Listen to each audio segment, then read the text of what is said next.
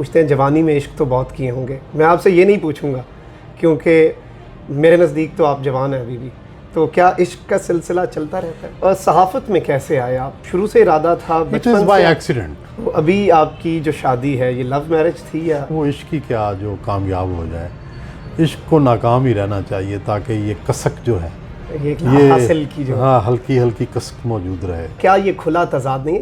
अस्सलाम वालेकुम ख़वातीन व हज़रात, मैं हूँ मखदूम शहाबुद्दीन और आज हमारे साथ एक ऐसी शख्सियत मौजूद हैं जो कि पाकिस्तान के तमाम तर बड़े नाम, चाहे वो सियासतदान हों, फ़नकार हों, शायर हों, अदीब हों, उन सब का इंटरव्यू कर चुके हैं और उन सब का जो लाइफ स्टाइल है और उनकी ज़िंदगी जो है वो पूरी पाकिस्तानी कौम के सामने रख चुके हैं। किसी तारुफ के मोहताज नहीं है। हमारे साथ मौजूद हैं सुहेल बड़ाई साहब। बहुत बहुत शुक्रिया बड़ाई साहब, बहुत शुक्रिया, बड़ी मेहरबानी। बड़ाई साहब, सबसे पहले तो सबका लाइफ स्टाइल आपने हमें दिखाया, लेकिन जो सबसे ज़्यादा आवाम को शौक़ है या आवाम जानना चाहती है वो आपके लाइफ स्टाइल के बारे में जानना चाहती है। कैसा लाइफ स्टाइल है आपका? सीधी सादी ज़िंदगी है, किताबें पढ़ते हैं, अखबारें पढ़ते हैं, सोते हैं, खाते हैं, बस यही आम ज़िंदगी है। हमारी ज़िंदगी में कोई ऐसा ग्लैमर नहीं है जो दूसरे लोगों का हो, इसलिए तो मैं ग्लैमर वालों के साथ करता हूँ कि ताकि हमारी ज़िंदगी भी कुछ ग्लैमरस हो जाए। तो रूटीन क्या है आपकी दिन की? हम एक नॉर्मल रूटीन। आप भी सहाफ़त को समझते हैं, हम सहाफ़ियों की सुबह तो होती है अखबारों के साथ। तो सुबह यूँ समझे कि 6:30 बजे 7 बजे अखबारात शुरू हो जाते हैं, 1-2 घंटा तो अखबारात के साथ गुजरता है। फिर उसके बाद मैं चूँकि अपने अखबार का एडिटर भी हूँ तो मैंने एडिटोरियल ब्रीफ़ देना होता है, तो वो मीटिंग्स होती हैं, वो 3-4 लोगों के साथ टेलीफोन पे मीटिंग होती है, वो कोई 9:30-10 बज जाते हैं। फिर उसके बाद कुछ लिखना लिखाना अपना हो, कॉलम लिखना हो या कोई और तहरीर लिखनी हो तो उसका वक्त होता है। फिर उसके बाद तकरीबन 12-1 बजे कॉलम आने शुरू हो जाते हैं जिनके ऊपर पॉलिसी के इश्यूज़ होते हैं, उनको देखना होता है। और अगर उस दिन प्रोग्राम हो एक दिन जियो के साथ तो सारा दिन उसमें लग जाता है। और अगर कॉलम लिखना हो तो हफ्ते में 3-4 कॉलम लिखने होते हैं, 3-4 दिन उसमें लग जाते हैं। तो बस यही ज़िंदगी है। इसी सहाफ़ती ये जो भाग दौड़ है इसमें आपकी ज़िंदगी गुजर रही है। कोई किताब लिख रहे हैं, कभी कभी उसको फाइनल कर रहे हैं, तो ये सारा साथ साथ चलता रहता है। तो कुछ मुझे घर की आराइश का शौक़ है, पेट्स हैं, इनके साथ भी थोड़ा वक्त गुजार लेते हैं। तो सहाफ़त में कैसे आए आप? शुरू से इरादा था बचपन से? By accident. It's by accident, हादसाती एक्सीडेंट है। सारी ज़िंदगी हादसात से भरी पड़ी है। मैं ये ठीक है, गवर्नमेंट कॉलेज सरगोदा पढ़ता था तो मैं जो कॉलेज का मैगज़ीन था ज़िया बार, उसका असिस्टेंट एडिटर था। मजलिस इकबाल का सेक्रेटरी जनरल था, मजलिस कायदे-ए-आज़म का सेक्रेटरी जनरल था। तो इस तरह की गैर निसाबी सरगर्मियाँ या जिसको अब हम निसाबी सरगर्मियाँ कहते हैं, इनमें तो शामिल था, लेकिन ये अंदाज़ा भी नहीं था कि कभी सहाफ़त करनी है। इसी तरह फिर मैं एफसी कॉलेज आया तो वहाँ फोलियो का एडिटर बन गया, कॉलेज मैगज़ीन का। फिर मैं पंजाब यूनिवर्सिटी गया तो अपने इंग्लिश डिपार्टमेंट के मैगज़ीन का एडिटर बन गया। तो एडिटर तो रहा किसी न किसी तरह, लेकिन फिर आगे सब एडिटर बन गया अखबार की दुनिया। तो सहाफ़त को आपने कहा एक्सीडेंटल, तो हसीन इत्तेफाक है? हसीन इत्तेफाक है इसकी वजह से ये कि मैं CSS करना चाहता था, लेकिन यहाँ आ गया और फिर मैंने CSS का इम्तिहान ट्राई भी नहीं किया क्योंकि मुझे इतना अच्छा लगा ये प्रोफेशन। मुझे ये लगा कि मैं इसी के लिए बना हूँ, this is my cup of T. तो मैंने बस फिर कोई और ट्राई ही नहीं किया, क्योंकि मुझे लगता था कि जैसे शायर अपना शेर पढ़ के खुश होता है या पेंटर अपनी पेंटिंग बना के खुश होता है, मुझे लगता था कि मैं वो आर्टिस्ट हूँ जो सहाफ़त करके और अपनी स्टोरी छपवा के खुश होता हूँ।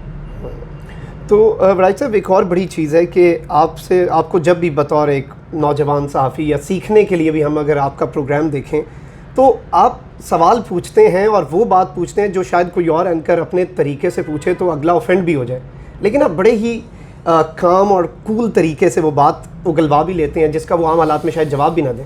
तो ये क्या स्ट्रैटेजी होती है आपकी? क्या आपके नज़र में होता है कि मैंने किस तरह से प्यार से बात निकलवानी है? इसमें मेरा ख्याल है कि कोई गुर तो कोई नहीं है। एक तो ये है कि हमारे इलाकाई रस्म व रवाज है कि हर एक से बड़ा एहतराम से पेश आना है। हमें बचपन से ये ट्रेनिंग दी जाती है। मेरे वालिद साहब कहते थे जो भी उम्र से बड़ा है उसको झुक के मिलो। फिर दूसरी बात यह है कि मैं नहीं समझता कि किसी का दुश्मन बन के उससे कुछ उगलवाया जा सकता है। मेरा ख्याल है कि दोस्त बन के ही आपको कोई राज बता सकता है। तो मैं आम तौर पर जिसका इंटरव्यू करने जाता हूँ, इंटरव्यूई जो है उसको दोस्त बनाता हूँ, उसको ढील देता हूँ, उसकी बातें सुनता हूँ, उसको इनकरेज करता हूँ ताकि वो अपने दिल की भड़ास निकाले। और जब वो दिल की भड़ास निकाल रहा होता है तो फिर उसमें मैं अपना काम भी, जो मेरे सवालात होते हैं वो भी कर लेता हूँ। तो वो उस भड़ास में कुछ सच निकल आता है। तो ऑन स्क्रीन जो सुहेल वड़ाइच साहब हैं और ऑफ स्क्रीन सुहेल वड़ाइच साहब, उनमें कुछ फ़र्क है या मेरा ख्याल है कुछ फ़र्क तो होगा, क्योंकि स्क्रीन पे आना, जब भी मैं स्क्रीन पे आता हूँ सच्ची बात है बड़ा मुश्किल है। मुझे तो ये ज़िंदगी का मुश्किल तरीन काम लगता है, लेकिन कर रहे हैं कि उसकी वजह यह है कि मैं एक शाय पर्सन हूँ, बावजूद इसके कि इतना स्क्रीन पे हूँ। लेकिन अब भी अगर किसी मजमे में मुझे जाके लेके जाएं तो मैं सबसे पिछली सीट पे बैठूँगा अपनी चॉइस पर। और जबकि हमारे लोग जो शोबिज़ के लोग हैं ज़्यादातर आगे बैठते हैं, तो उसकी वजह यह है कि मेरी तबीयत मुख्तलिफ है। मैं इतनी नुमायाँ होना पसंद नहीं करता, लेकिन इत्तफ़ाक़ है कि इस शोबे में आ गया जिसमें आपको बार बार नुमायाँ होना पड़ता है। तो आपका एक जुमला है जो कि अब तकरीबन ज़रबुल मिसल बन चुका है और ये याद रखा जाएगा, क्या ये खुला तज़ाद नहीं है? ये कैसे आपके जहन में आया और कब पहली दफ़ा इस्तेमाल किया और कैसे ये कंटिन्यूएशन में? देखिए, मेरा ख्याल है पढ़ा था कहीं मैंने कि ये खुला तज़ाद है, लेकिन उसके बाद मुझे लगा कि हमारे मुआशरे पर अगर कोई सबसे अच्छा फ़िक्रा हो सकता है, इसीलिए मैं कभी कभी अपने कॉलम में इसको तज़ादस्तान कहता हूँ। क्योंकि हमारे यहाँ हम सभी, दुनिया में हर जगह कॉन्ट्रडिक्शंस होती हैं, लेकिन हमारी कॉन्ट्रडिक्शंस तो हैरान कुन और ऐसी हैं मज़ाक़ खेज़ कि हम लॉ को भी तोड़ रहे होते हैं और उसको जस्टिफाई भी कर रहे होते हैं। और इसी तरह हमारी रस्म व रवाज, अदब आदाब, सब के अंदर मुझे ये तज़ादात नज़र आते हैं। अगर ज़रा थोड़ा सा गौर करें तो बंदा हैरान होता है कि हम इन तज़ादात के साथ ही ज़िंदा है। राय साहब, आप सबसे ये पूछते हैं, और मैं ये नहीं कहूँगा, आप सब अपने जिनसे भी आप इंटरव्यू करते हैं उनकी मेजॉरिटी से आप पूछते हैं जवानी में इश्क तो बहुत किए होंगे। मैं आपसे ये नहीं पूछूंगा क्योंकि मेरे नज़दीक तो आप जवान हैं अभी भी। तो क्या इश्क का सिलसिला चलता रहता है? देखें, जो ये कहता है मुझे इश्क नहीं होता वो झूठ बोलता है। इसलिए मैं तो कहता हूँ कि मुझे इश्क होता रहता है। कभी मैं इजहार कर पाता हूँ, कभी इजहार भी नहीं कर पाता, लेकिन जहाँ मौका मिलता है ज़रूर इजहार करता हूँ। और ज़माना तालिब इल्मी से इश्क हो रहे हैं और शादी के बाद से झटके भी खा रहे हैं इश्क होने पर, लेकिन करते जा रहे हैं। तो पहला इश्क कब हुआ आपको? पहला इश्क तो स्कूल के टाइम ही हुआ, और फिर जो एक बड़ा तनावर दरख्त बना इश्क वो यूनिवर्सिटी डेज़ में हुआ, क्योंकि वो काफ़ी मामला शादी पसंदीदगी तक गया, लेकिन वो भी बार आवर साबित ना हुआ। तो मनतकी अंजाम तक नहीं पहुंचा। और मैं अब इस नतीजे पे पहुंचा हूँ, वो इश्क ही क्या जो कामयाब हो जाए। इश्क को नाकाम ही रहना चाहिए ताकि ये कसक जो है ये हासिल की जो, हाँ, हल्की हल्की कसक मौजूद रहे, वगरना शादी हो जाए तो वो कसक भी ख़त्म हो जाएगी।